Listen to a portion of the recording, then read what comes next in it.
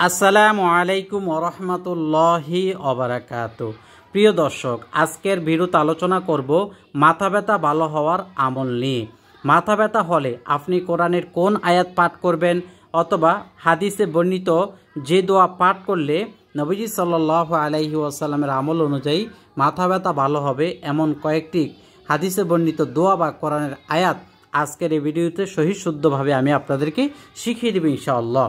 দর্শক, মাথা ব্যথা ভালো হওয়ার আমলগুলোর মধ্যে এখানে যে কয়েকটা বড় বড় আমল রয়েছে, হয়তোবা এই আমলগুলো আপনাদের জন্য কঠিন হবে। অনেকগুলো আমল দেওয়া হয়েছে, সবগুলো আমলে কি করতে হবে না, একটা আমলই আপনার জন্য যথেষ্ট, যদি বিশ্বাসের সাথে শুদ্ধতার সাথে পাঠ করতে পারেন। আমি একটা আমল করি, আলহামদুলিল্লাহ আমার মাথা ব্যথা থেকে আমি সারতে পারি। তো আপনারা একটা যদি কাজ না হয়, মানে আপনার জন্য এটার উপকার আপনি না পান, তাহলে আরেকটা আমল করতে পারেন।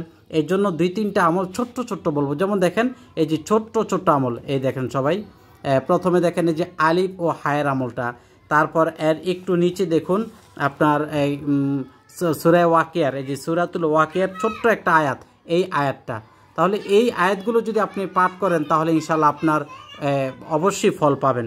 তো এখানে দেখুন, প্রথমত আমরা দেখি, যার অর্ধ মাথা ব্যথা তার উপর 11 বার নিম্নোক্ত আয়াতটি পরে দম করলে ইনশাআল্লাহ মাথা ব্যথা ভালো হয়ে যাবে। এটা পরীক্ষিত। আয়াতটি হচ্ছে আউযু বিল্লাহি মিনাশ শাইতানির রাজিম, বিসমিল্লাহির রহমানির রহিম, লা ইউসাদ্দাউনা আনহা ওয়ালা ইউনজিফুন। এতটুকুই। কয়বার পড়বেন? 7 বার পড়বেন। এখানে 11 বারের কথা বলা হয়েছে, 7 বারও পাঠ করতে পারেন। তো 11 বার পড়লে এটা আরও উত্তম। 11 বার পাঠ করবেন, লা ইউসাদ্দাউনা আনহা ওয়ালা ইউনজিফুন, এটা বলবেন। আর আপনার যে মাথার যে কপাল, এই কপালে আপনি হাত দ্বারা একটু ঘষা দিবেন, যাতে আপনার এই আয়াতটি পাঠ করার সাথে সাথে মাথার যে রগ, উপশিরার রগগুলো আছে, রক্ত চলাচল আছে, সেটার সাথে যাতে আপনার আয়াতের পড়াটা মিক্স হয়ে যায়, তাহলে ইনশাআল্লাহ আপনার যেই মাথা ব্যথা আছে এটা দূর হয়ে যাবে। তো এটা হলো 1 নম্বর আমল। আর দ্বিতীয়ত আরেকটা হলো আলিফ হা, আলিফ কাফ, কাফ হা গইন, হা আলিফ মিম হা, এটা দিয়েছেন, তবে আমি এটা দ্বারা আমি আমল করি না। যদি আপনাদের ইচ্ছা হয় তাহলে আপনারা এটা করতে পারেন। মানে এই আয়াতগুলো একটা কাগজে লিখে আপনার মাথার উপরে রাখতে পারেন। এটা আবার তাবিজ বানিয়ে গলায় দিবেন না, মানে এটা আপনার মাথায় লাগিয়ে রাখবেন। পরে মাথা ব্যথা শেষ, এটা আবার আপনি সরিয়ে ফেলবেন। এই আমলটা আপনারা এইভাবে করবেন।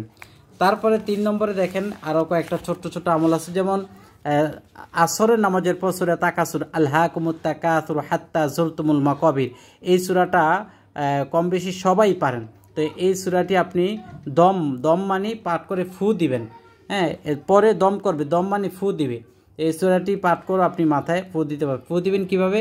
আপনার কপালে হাত রাখবেন, মানে হাতের এইভাবে, যে আমি আপনাদেরকে দেখাই, মনে করি এই হলো কপাল, কপালের উপরে এইভাবে হাতটা রাখলে আপনি যদি এখানে ফু দেন তাহলে ফুটা আপনার উপরের দিকে চলে যাবে। উপরের দিকে ফু দিবেন যাতে আপনার ফুয়ের বাতাসটা একটু কপালে লাগে, এভাবে ফু দিলে হবে। সূরা তাকাসুর পরে ফু দিবেন। এরপরও যদি দেখেন যে আপনার ব্যথা সারতেছে না, তাহলে সূরা আসর, ওয়াল আসরি ইন্নাল ইনসানা লাফি খুসর, এই সূরাটি আপনি 3 বার পাঠ করে মাথা যে জায়গায় ব্যথা ওই জায়গায় আপনি ফু দিবেন। অথবা মাথা আপনি যখন ডলা দিবেন বা মাথা একটু টিপ দিবেন 2 হাত ধরে 2 সাইডে, তাইলেও হয়ে যাবে। তারপর সূরাতুল কাউসার 7 বার পরে ফু দিবেন, ইন্না আ'তাইনাকাল কাউসার, এই সূরাটি কত সহজ। আপনি বিভিন্নভাবে আমল করতে পারেন। কেউ এটা দিয়ে ফল পায়, কেউ এটা দিয়ে ফল পায়, কেউ এটা দিয়ে ফল পায়। আপনি যে কোনো তদবিরে ঝাড়ফুঁকে এটা আমলের উপরে ডিপেন্ড করে।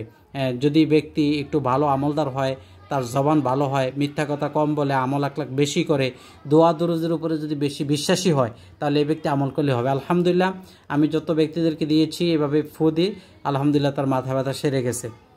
কারণ কি? কারণ আমরা 5 ওয়াক্ত নামাজ পড়ি, এতটুকু বলতে পারি। যদিও আমাদের নামাজ পুরোপুরি শুদ্ধ হয় না বা আমাদের আমল তেমন ভালো না, তবে এতটুকু বলতে পারি, এই জবান দ্বারা কাউকে গালি দিই না, আলহামদুলিল্লাহ। এই জন্য হয়তো বা আমাদের এই পড়াটা কাজ হয়। তো আপনিও কাজ হবে 100%। আপনার গালিগুলোজ থেকে এবং জবানের যে একটা পবিত্রতা, এটা ঠিক রাখতে হবে। তারপরে দেখেন, মাথা ব্যথা হলে নিম্নোক্ত আয়াতটি পরে দম করবে, ওয়াবিল হক্কি আনজালনাহু ওয়াবিল হক্কি নাযাল, এই আয়াতটি, এটি আপনি কয়বার পরে ফু দিবেন? তিনবার পরে এরপরে ফু দিবেন। এর অর্থ হলো আমি যথাযথভাবে যথাযথভাবে তা নাজিল হয়েছে। এমন কিছু আয়াত আছে যে আয়াতগুলো পাঠ করে ফু দিলে মাথা ব্যথা ভালো হয়ে যাবে। আরেকটা আয়াত আছে, এটাও সহজ, ইন্নাল্লাহা মালাইকাতাহু ইউসাল্লুনা আলান নাবী ইয়া আইয়ুহাল্লাযীনা আমানু সাল্লু আলাইহি ওয়া সাল্লিমু তাসলিমা। এই আয়াতটি আপনি কি পাঠ করতে পারেন। দর্শক, এ হলো আজকে মাথা ব্যথা সম্পর্কে কয়েকটা আমলের কথা বললাম। অন্ততপক্ষে এই আমলটি আপনারা সর্বপ্রথম করবেন, যে আমলটা আমি করে থাকি বা যে আমলের ফল আমি পেয়েছি। লা ইউসাদ্দাউনা আনহা ওয়া লা ইউনজিফুন। আল্লাহ পাক আমাদেরকে আমলগুলো করবার তৌফিক দান করুক, আল্লাহুম্মা আমিন। সবাই লাইক দিয়ে শেয়ার করবেন, আর আমল টিভি চ্যানেল সাবস্ক্রাইব করে পাশে থাকা বেল আইকন বাজিয়ে রাখবেন। আমি যে বইটি থেকে আমলটা বলছি এটা হলো আমালিয়াতে কাশ্মীরি, আল্লামা আনোয়ার শাহ কাশ্মীরি, উপমহাদেশের বিখ্যাত একজন আলেম। তার এই লেখা বইটাতে অসংখ্য কোরআন হাদিসের রেফারেন্স দিয়ে এগুলো বলা। এর জন্য আমি এই বইটা থেকে নিজেও আমল করি এবং আপনাদেরকে আমলের কথা বললাম। যদি কেউ বইটা নিজে সংগ্রহে রাখতে চান তাহলে আপনারা বাংলা বাজার থেকেও পাবেন আমালিয়াতে কাশ্মীরি, এবং আমার কাছে যদি ঠিকানা দেন তাহলে আমিও কুরিয়ার করে ইনশাল্লাহ দিতে পারবো। এটার মধ্যে মাথা ব্যথা, পেট ব্যথা এবং বিভিন্ন মানুষের যে শারীরিক রোগ বিমার অসুস্থ দেখা দেয়, কেস মামলা মোকদ্দমা, বিভিন্ন বিপদ আপদ, শত্রু, মানে সব কিছুর ক্ষেত্রে আপনি এই বই থেকে আমলগুলো করে আপনি ইনশাল্লাহ মোকাবেলা করতে পারবেন। আল্লাহ পাক আমাদের সকলকে সহি বুঝদান করুক, আল্লাহুম্মা আমিন। সবাই কমেন্টে লিখে যাবেন। আসসালামু আলাইকুম রহমতুল্লাহ।